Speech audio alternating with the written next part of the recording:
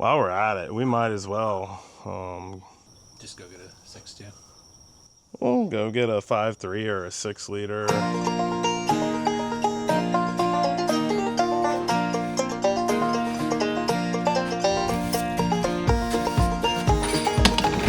In our last video, we might have heard Scoots. Scoots is our 99 Firebird Turbo LS drag car that we built right in our backyard. Everything was going smooth till Scoots started making a strange new noise. How bad is it? Let's find out.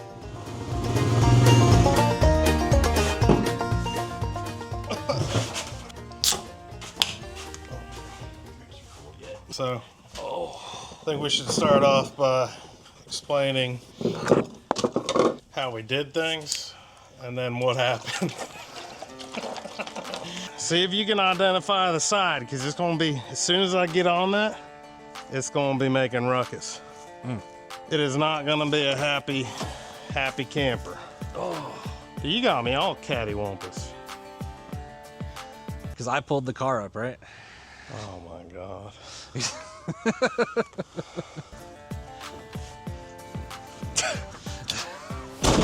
Unreal, Chuck. Why don't you back up and get a little straighter? How about that? Yeah, I'm gonna try that.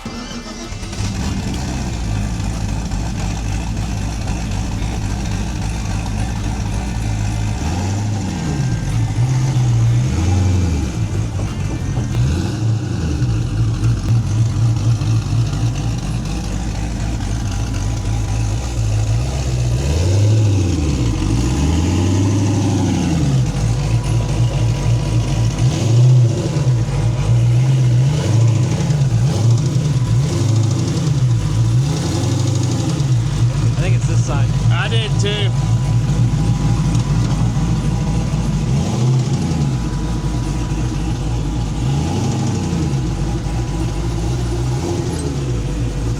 How much do I got to the toolbox?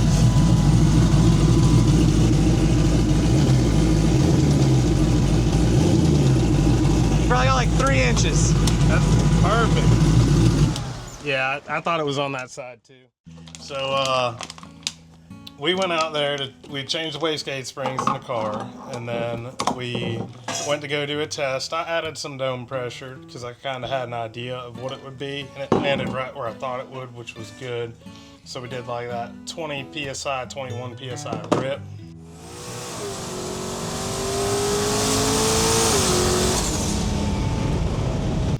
And it was good, felt good.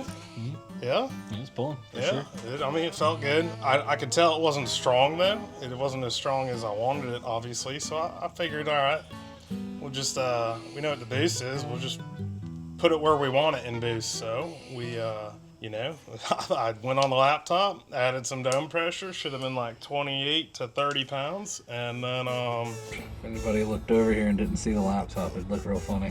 you know, I have no control over that. Fuel. Okay, so I know. I'm sorry, but I need to make sure that. What are you? Don't look at me. Okay, dome pressure set. Pulled out in the streets of Mexico, and There's some Ricky Ticky tapping going on. there was some tapping going on. So I got my guess what it could be. It's blowing up.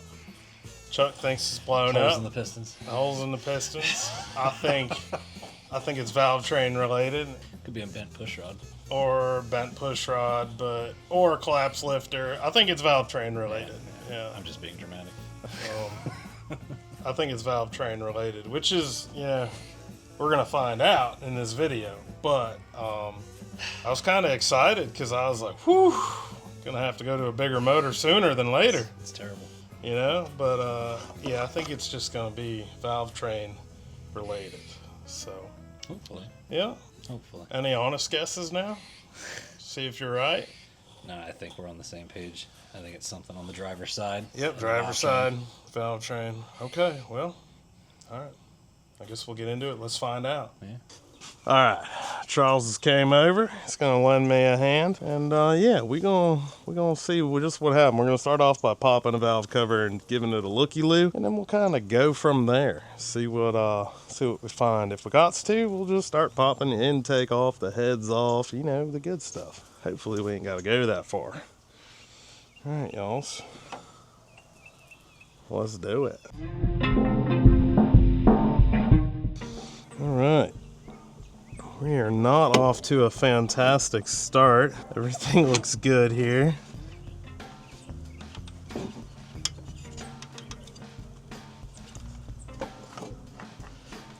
Maybe it's the other side. Maybe we were wrong. Maybe. I'm not seeing nothing obvious at all here. I'm just kind of pulling on these, see what kind of situation we got going on. All right, so far, if it's on this side, it's under that head. Hang on.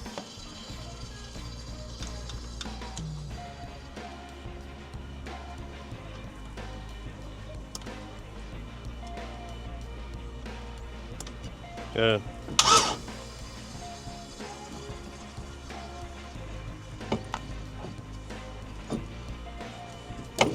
Good. Yep. Hang on. Good. Good. Good. Good again. I mean, we're not concerned with side to side play. There's no, it's zero lash, which is what it's at. That's what's supposed to be on these. Yeah, we'll just go over to the other side and... Because the noise it was making, it should be noticeable. We should see something, unless it's the lifter. What do we call this, Chuck? No, less than ideal. Less than ideal. Everything's looking mint in there. Everything's pretty solid, acting the way it's supposed to act. This looks like a heads off type deal. Let me bump it over and we'll do the same thing we did just to be sure. Okay, okay. No reason to be in a hurry. Tell me how to live my life, Charles. Brr.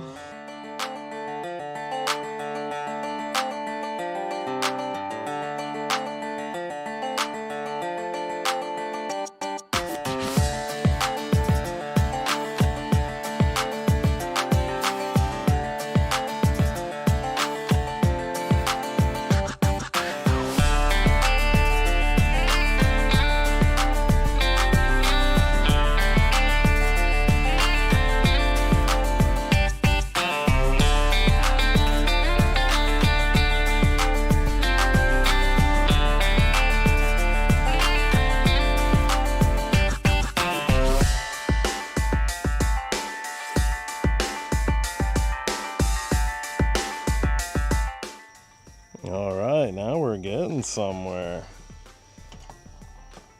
What's going on there? A little bit of shiny, a little bit of valve touching.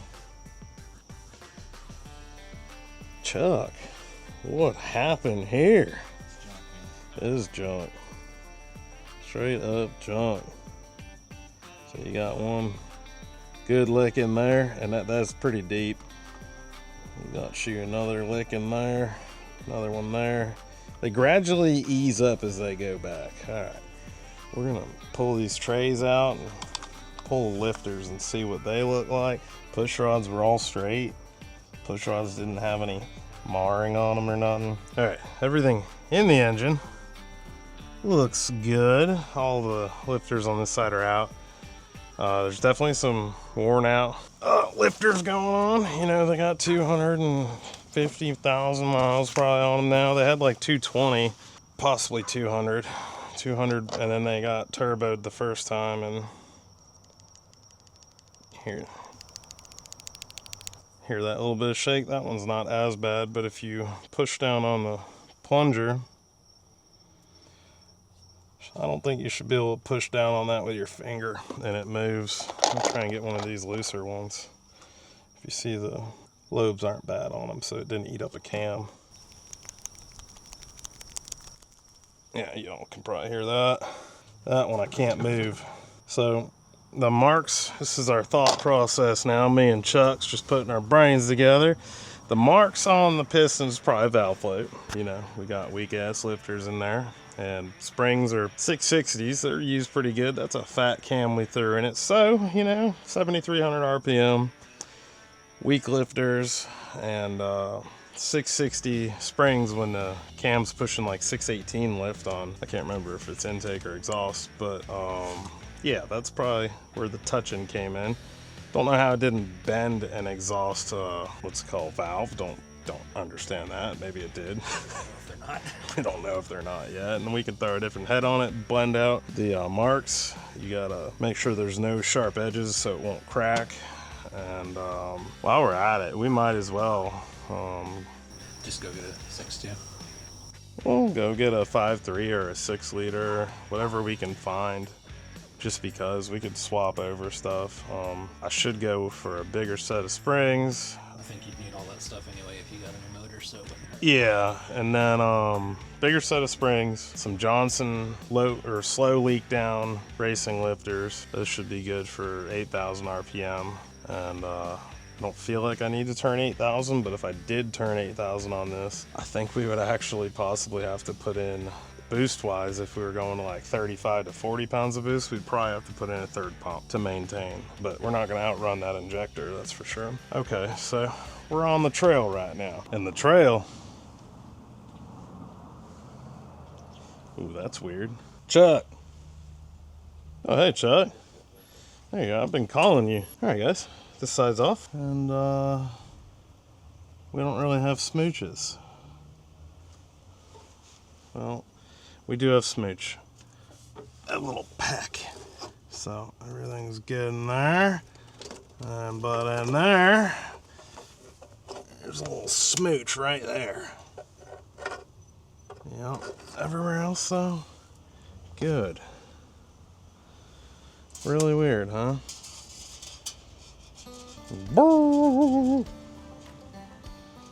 Okay. Let's get these lifters out, and then me and Chuck are going to show you how to turn useless junk into useful junk. Slightly less useless junk. Yeah, slightly less useless junk. Alright, so just popped out these lifters. We got the same dealio. Some of these you can push in with your finger.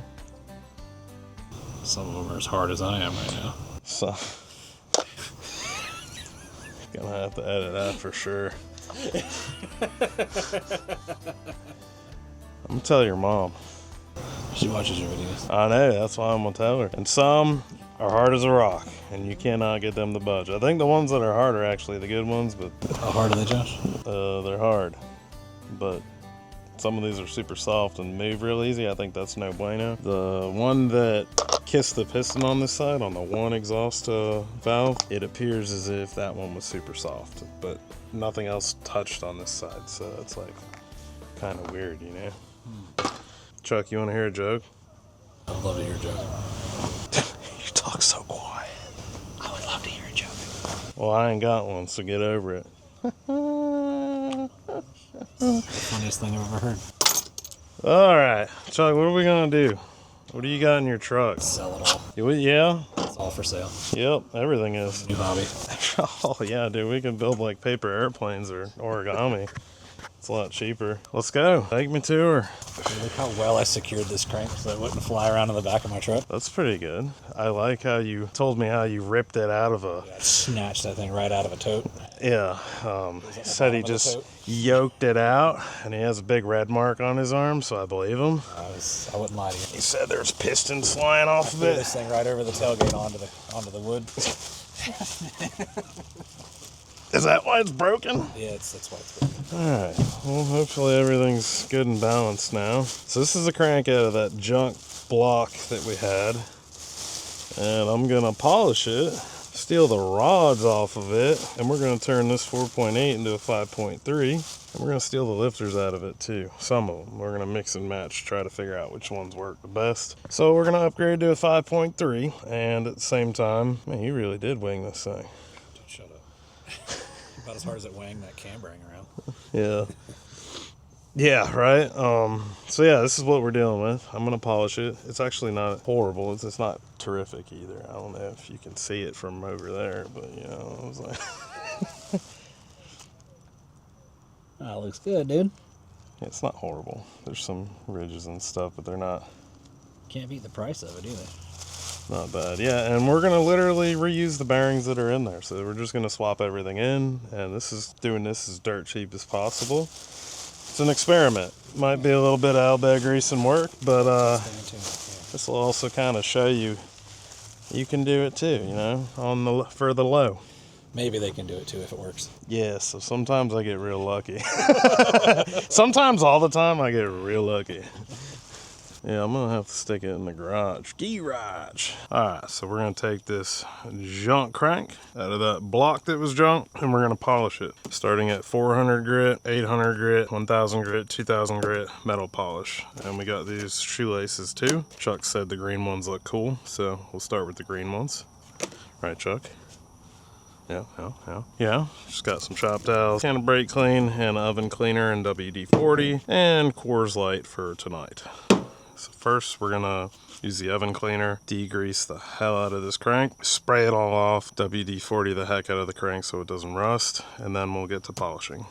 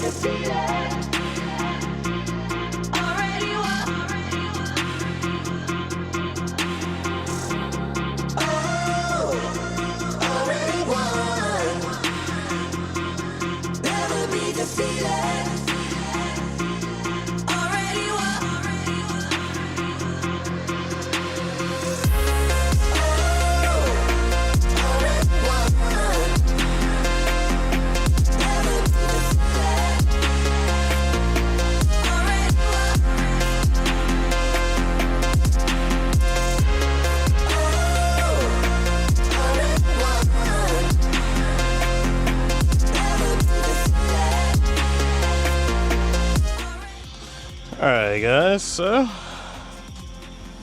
couple beers later, this is what we're dealing with.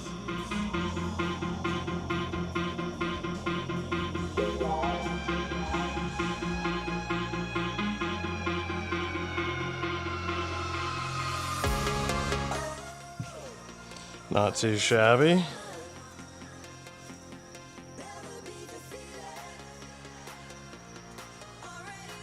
Not too shabby.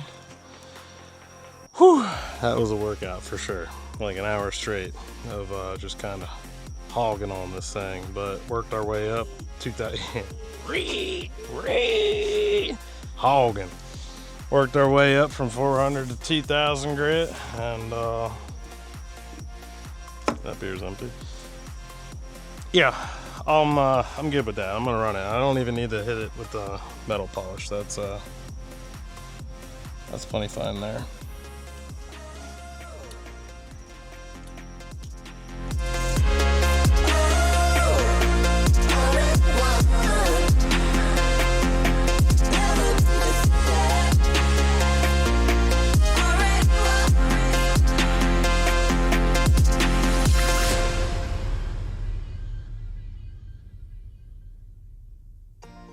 Okay, so just in case you guys didn't catch that or really understand what was going on, because it was kind of random, the plan is to salvage the crank out of that junk 6-liter block that Chuck got. Take the rods from it, take the pistons off of my original engine, put them on those rods, put that crank back in with those rods, and we should have a 5.3-liter engine. Now, I also need to repair some things, like, you know, probably get new springs, definitely need new lifters, but I think I'm also gonna salvage the lifters. And the whole cool part about this experiment is we are not gonna change the bearings. We're literally just gonna swap stuff. And if it works, great. If it doesn't, hey, it was a cool experiment altogether.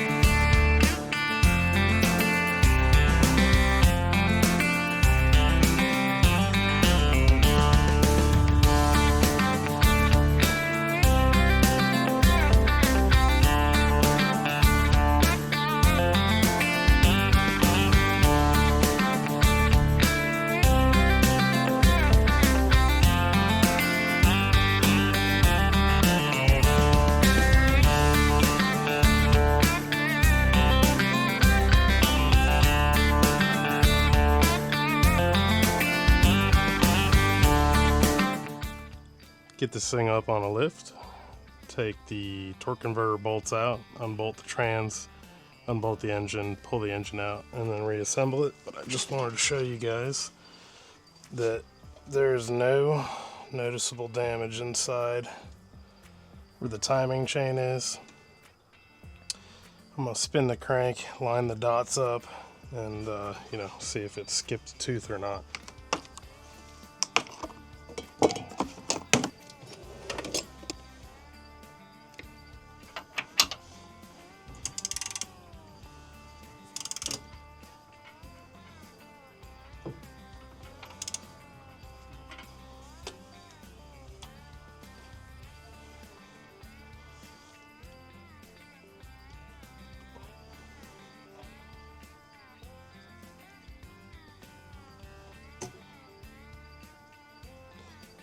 The dot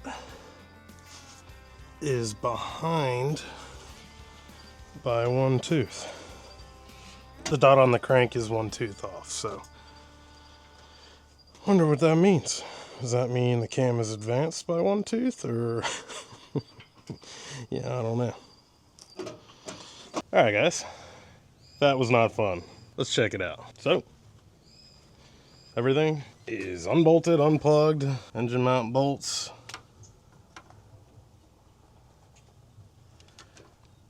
They're out on both sides. Transmission is unbolted. This engine is ready to come out. Now, it's kind of hard to do when you got a toolbox on a trailer. So what we're thinking is we're gonna bring this over to Chuck's. We're gonna get that tractor up over this thing and pick it up that way, up and out. Then we'll put it on an engine stand, tear it all down, you know, take a look at things, and then start swapping parts in. All right guys, I'm gonna clean up, and that is probably gonna be it for this weekend, because Chuck works this weekend, so I won't be able to get this thing to a tractor. Stay tuned. Make sure to like, comment, and subscribe. And if you know anything about swapping cranks like this and rods like this and any problems I might run into, please drop a comment below so that way I can save me some time. All right guys, I'll catch you guys in the next one.